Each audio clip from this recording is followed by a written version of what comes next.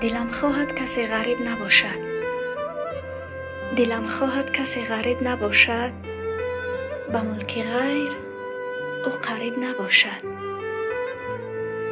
خدا گیرد غریبی را عزیزان،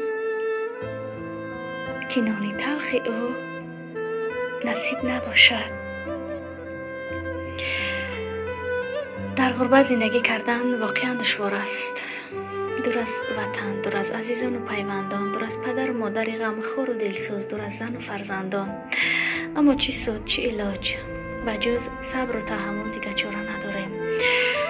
بیمار مشو مادر، فرزندت مهاجر است. بیمار مشو مادر، فرزندت مهاجر است. از دوری تو مادر، فرزند تو دلگیر است. بگذار مادرای عزیز ما هرگز بیمار نشوند، دردی سرشان نبینیم، همیشه بالای سر ما فرزندان سایبان باشند. ایا مادر، توی یک دانه ای من، فروزان چون چراغ خانه ای من. با من آموختی اسرار عالم، مکان قصه و افسانه ای من. ایا مادر، توی آبادی من، چو پیک آب اندر وادی من.